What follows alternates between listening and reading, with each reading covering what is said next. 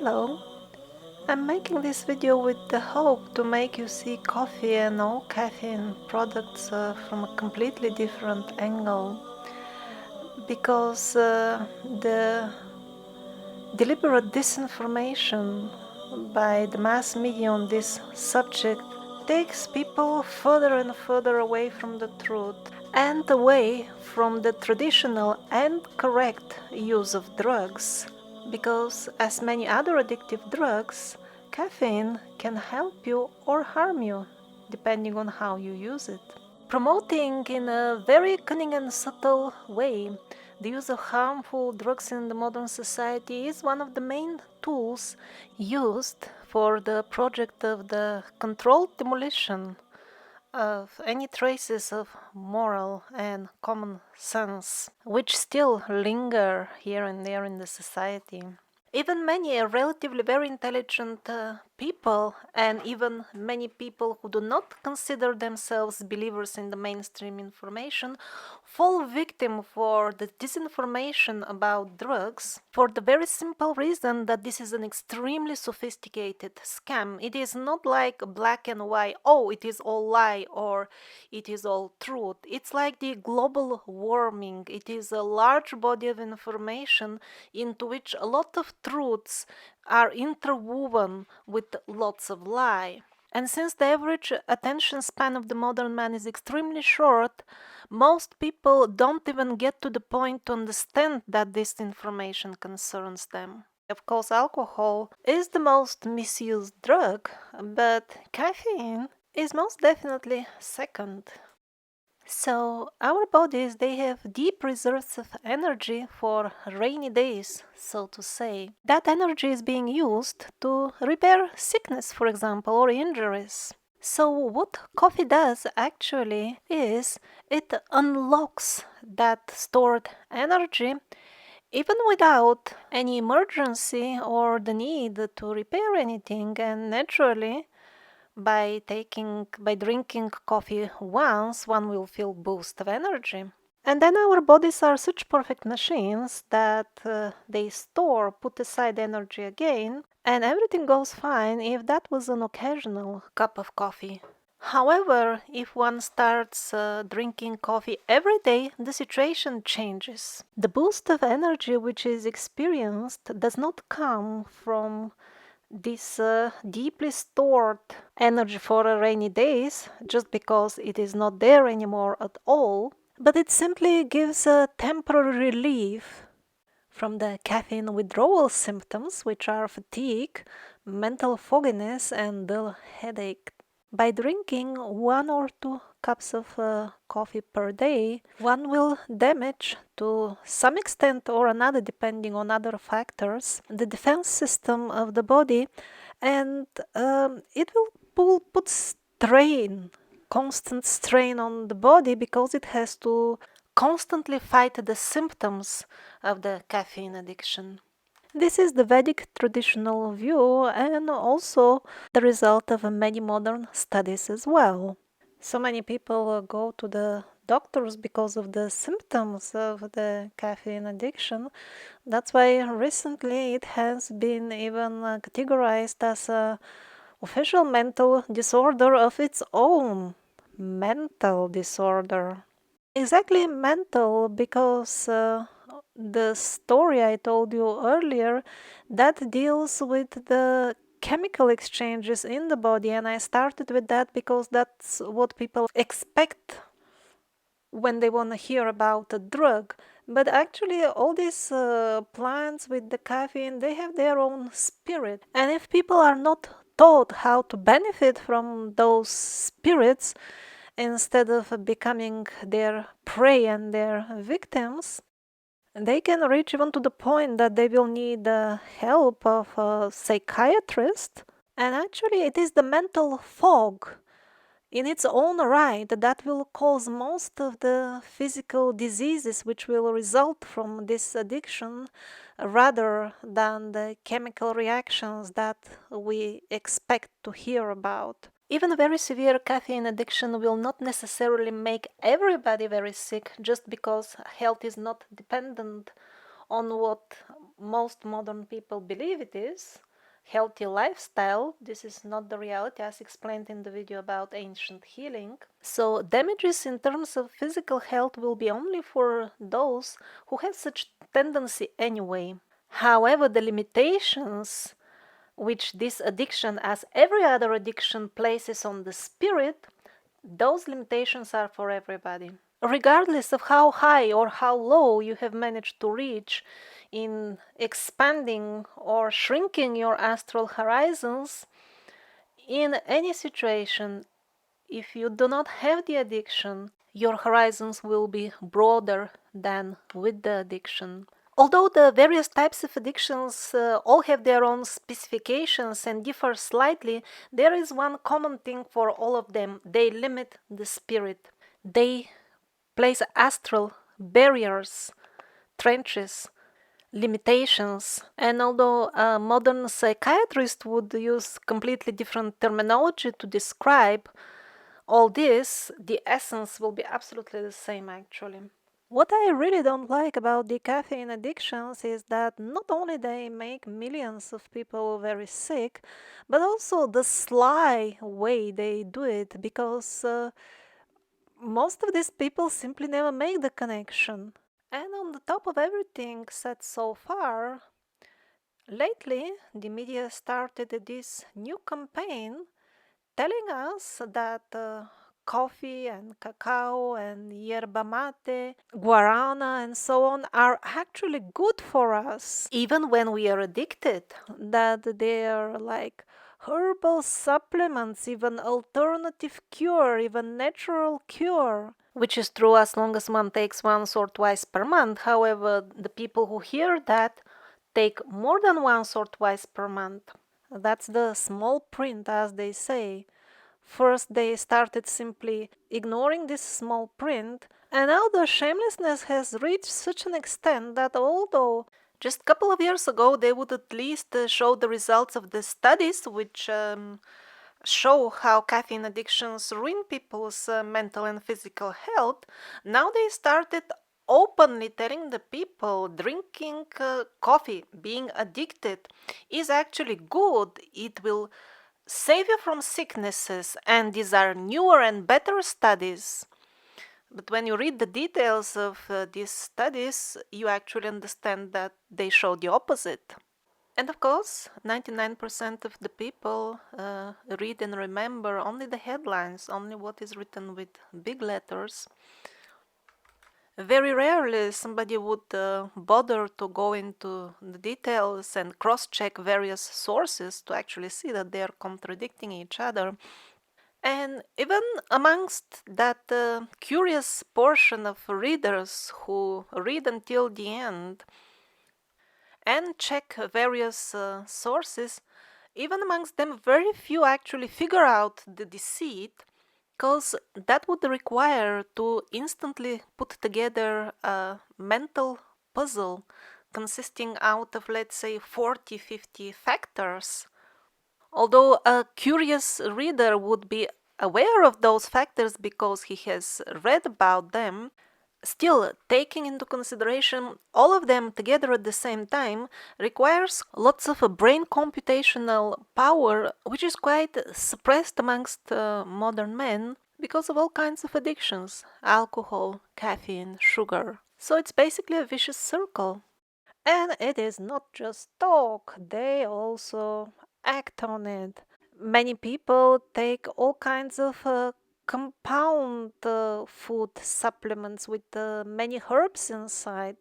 Now they started putting these addictive substances in so many of them that they're covering and addicting by force more and more people very rapidly. Like, for example, in these healthy green powders that before used to have like wheat and spirulina and all those things. Now, in all these mixtures, it is very difficult to find one without matcha, which is again full of caffeine. Guarana, it is regularly sold as in all kinds of forms that one should take regularly to get cured. Maybe it will cure somebody of something as well, but surely the chances of harming are much higher than curing anything. So you make them a favor of becoming an addict and therefore a sick person, and as a reward, you get their promises that you will become smarter and much more, like you will be so hot and you will perform better, and even on the apple tree of your garden, spaceships will start growing instead of apples that can take you all the way to Mars and back and forth few times per week. Even many holistic healers bought into this glorification of the caffeine addiction and perpetuated by recommending to people to become addicts. So let's see and decipher together on what so-called facts and so-called research is all this based.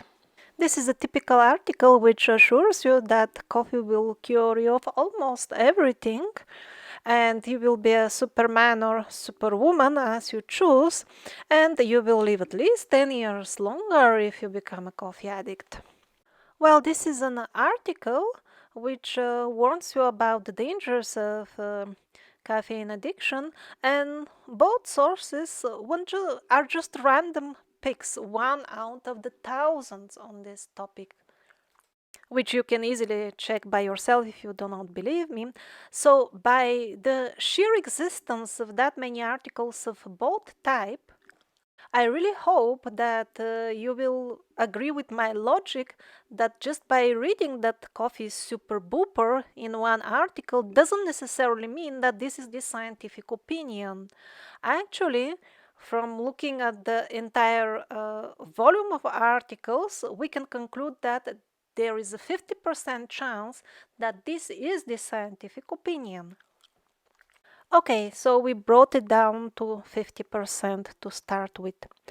Now, if you browse all those articles which glorify coffee, you will notice a very common trend in all of them. This conclusion that coffee is beneficial and it makes you live longer is based on a study which claims that coffee reduces cancer risk. They also mention the reduction of the risk of type 2 diabetes, and because that is believed to have connection to longevity and other health benefits, that means, that's the logic of these articles, that you get all those benefits in full and you live long and your liver is good and your everything is fine. That is the logic. Now, that's the abstract. When we go into details, we face the same thing as we face with the history. The details do not support the overall conclusion. First of all, when they talk about cancer, it is only some types of cancer, which are actually not that many considering the countless type of cancer one can get. So in one go, we reduced the 50% possibility to much, much less. I don't know where are we now, what, 5 or 10% or something like that. Let's see how the American Cancer Society answered to the concerns of its members. According to them, there have been more than 1,000 studies looking into this question, that's a lot, with mixed results. It doesn't even say mostly positive results. So why then those short mass media articles never mention the mixed results or the limited range of the benefits? It is very simple why, because they are not aiming at providing accurate information, and because they do not care if you are healthy or not. They only care of fulfilling orders given from above. Coffee may lower the risk of several types of cancer. However, the potential beneficial effects of coffee are not completely understood. Really, so without understanding them even, they already started putting decaffeine in all herbal supplements. Interesting. More from the American Cancer Society. Earlier they told us it's beneficial for some type of cancer. And yet in a few sentences on the very same page, they tell us that its association with cancer overall or with specific types of cancer are unclear. Oh wow, even those last few percent that was still we were hoping it will be beneficial for some types of cancer. Even that is unclear according to the American Cancer Society. And now look at this again from the same society. Overall, it seems that there may be health benefits May or June or maybe July to coffee drinking, but the risks remain unclear. Really, do they? After all the millions of people which go to the psychiatrists and all kinds of doctors because the addiction has weakened their body and that has allowed some other disease to take over, after this has been confirmed in so many millions of cases, still it remains unclear to the American Cancer Society.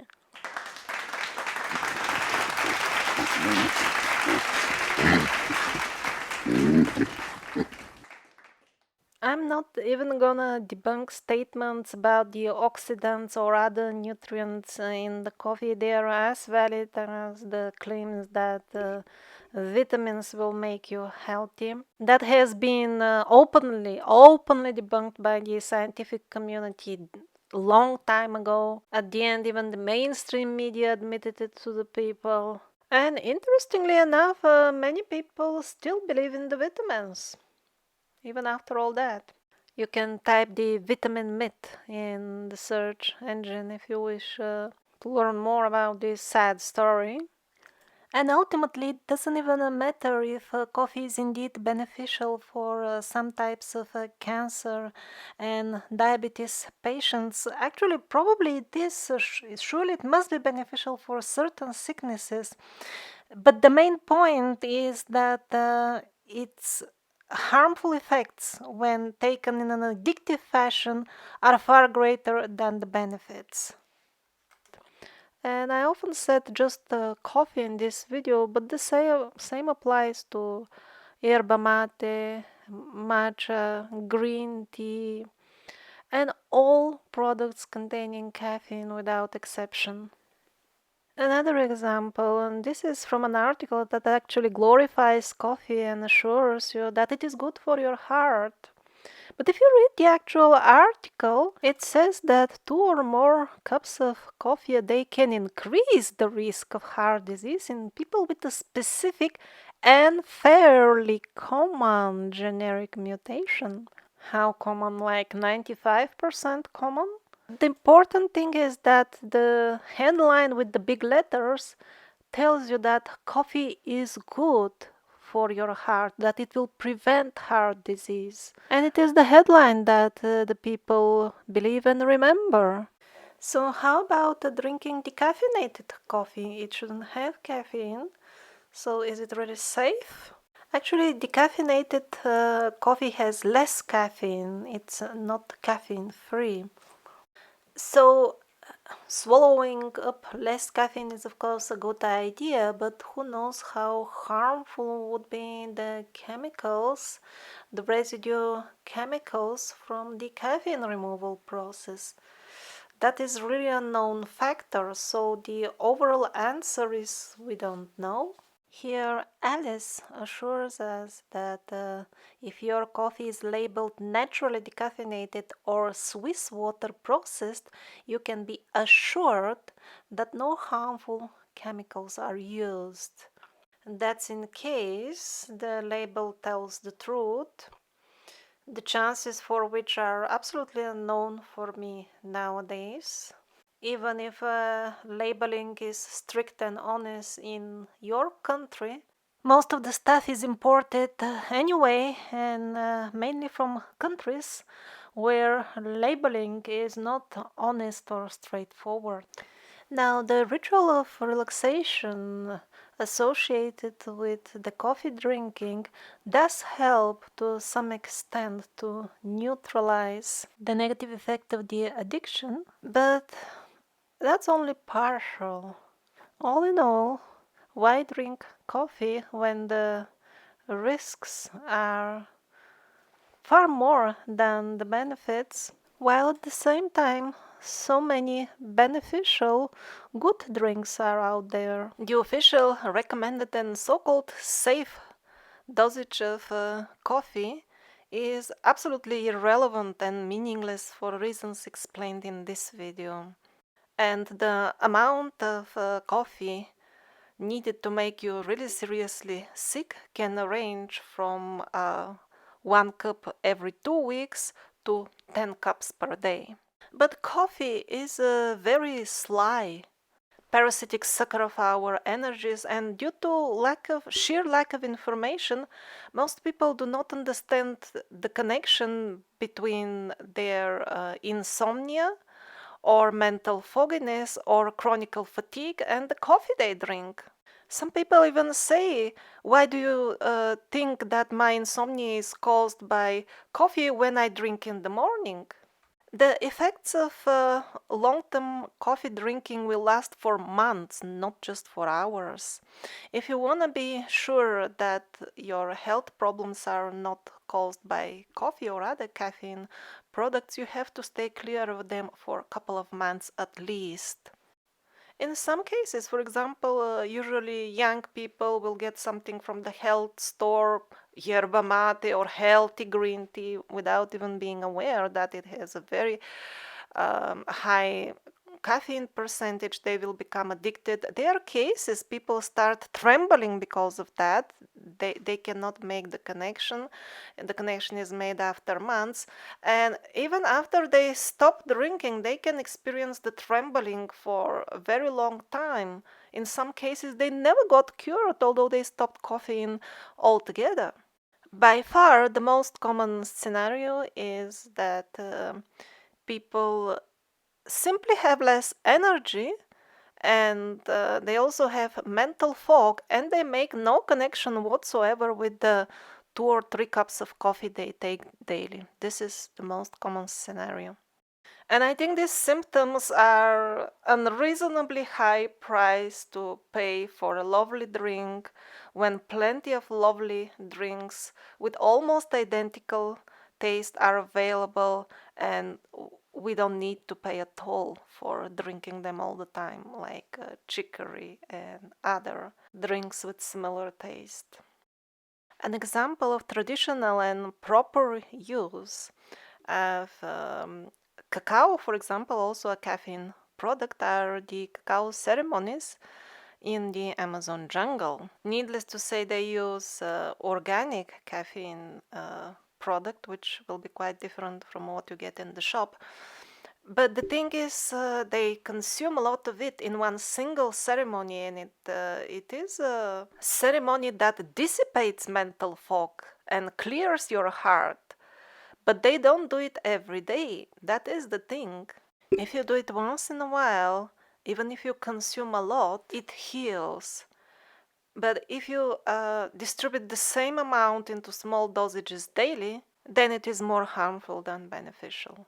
And actually, in a way, all this glorification of the coffee and caffeine products, it is true, but only in the case when you take it in a ceremonial context in very rare occasions. Then yes, because it heals, then those statements that you will live longer and you will be healthier, yes, they will be true in that case. But this is definitely not the method used by far more than 99% of the people who read such articles. And at the end, when such a detail is not mentioned, the entire article turns from truth to lie. It's like telling to somebody, oh, I love you. But you don't tell them that it is only a little bit and that you feel this way few times per month for a short while. Sometimes telling only half of the story has the opposite meaning than it should have.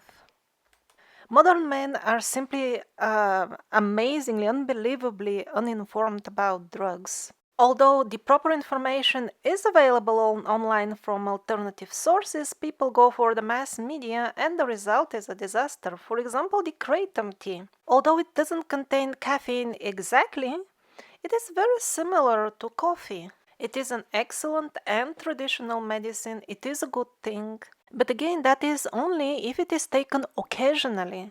It can even fight addictions. It is that good. It is so good that it has been made illegal in a number of countries. However, if you start taking it regularly, it can make a serious mess of your life, even worse than caffeine. I know people personally who've been seriously damaged for years by taking kratom. So does it mean it is dangerous or that it should be made illegal? Definitely not. It is a wonderful thing. However, most people are not aware how to use it because they have been trained really like monkeys from the mainstream media to see everything in terms of black and white. Is this good? Is this beneficial or not? And if they decide it's good, yes, drink it all the time. If they decide it is not good, then never drink it. This is how far the understanding of most people can reach. They are simply too lazy to read the somewhat longer explanation that it is wonderful in some cases and dangerous in other cases. They just prefer to go the easy way and instead of reading, take the beer out of the fridge to make the mental fog even denser and reach a state where it really doesn't matter and nothing matters at all. It seems that the job of the mass media is to promote only the harmful drugs or drugs which can be used both beneficially and harmfully.